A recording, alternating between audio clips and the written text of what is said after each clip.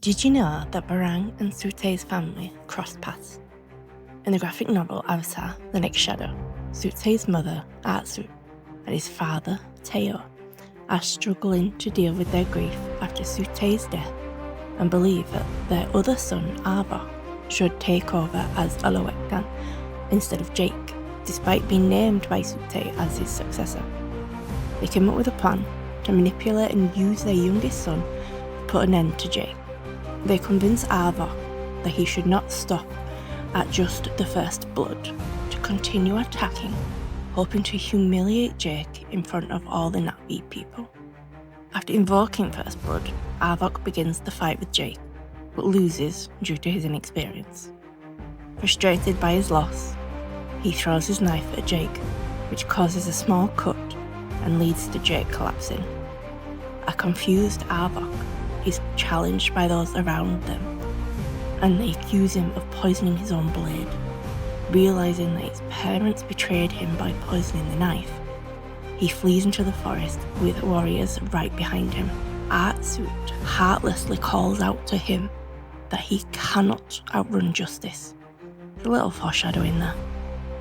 She later finds him hiding behind a waterfall. She persuades him to face justice by claiming that she and her mate will now lead the Omatacaya, and they would be merciful in deciding his punishment by claiming that he would be sent to a clan that would not know about or judge him for his crime.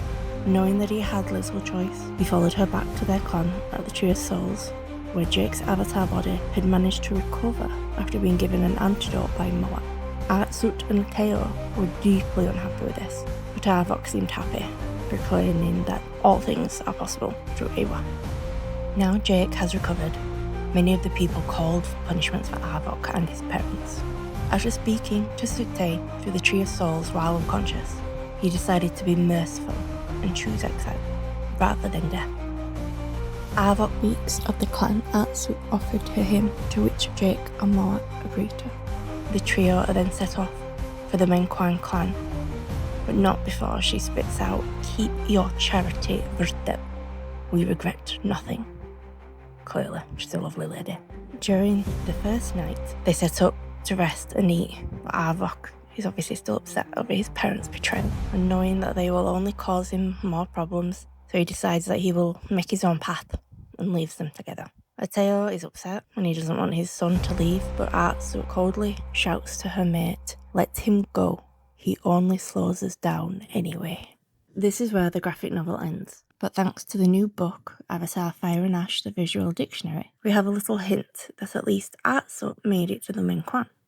In this amazingly detailed book, we have a peek into the way that the Menquan live and the skulls that they use as bowls. It states that they have one skull cup that is referred to by some of the Menquan as Atsut.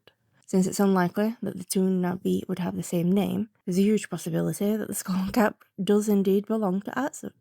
Given how manipulative and cruel she was to get into a place of power, it's unlikely that Varang would have let her live in case she tried to overthrow her. It is clear that Atsut has no remorse over her actions, and although it does seem to fit in with the Menquan that we have seen, she likely posed too much of a risk to keep around. Chances are that the drugs and the psychedelic manipulation would have only have kept Atsut under control for so long. This theory was also hinted at by Josh Izzo on the Avatar franchise team. He appeared on Omatacon, which is hosted by Kalutro on Twitch. And to that end, there was a question that kind of followed that same thought process, marrying the comics and the new visual dictionary. Fans have noticed that there's an image that indicates the Menquan call their skull cups art suit, and the question is if that is a cheeky reference potentially to the fate of Tsu'tey's mother from the very, very first Next Shadow comics. I think you're going to have to ask Ray Perez that question. Okay. Actually, that's because Ray, as writer of the Fire and Ash Visual Dictionary, he did some really unbelievably fun things from a story perspective. And I want him to, I want everyone to chime in, to come to that stream, because Ray has some great stories. Yeah. And that one is something particularly that I think you got to hear from the horse's mouth. All right, for sure. Unfortunately, they weren't on the panel this year, but the conversation does sound very much like it was Tsu'tey's mother. I would also like to thank you if you made it to the end of the video. I was listening to the panel and I did see that there's quite a few people in the comments that would be interested in the botany book for Pandora plants. And since I've got a bit of a talent for research, I thought it might be nice to create a few more videos in the future about the flora and fauna that we know of in the games and the film and the books. I also plan to create more videos to detail the characters in the movies and the games too. So if you would be interested in that type of content, please let me know in the comments below. Don't forget to like and subscribe. Bye for now. I see you.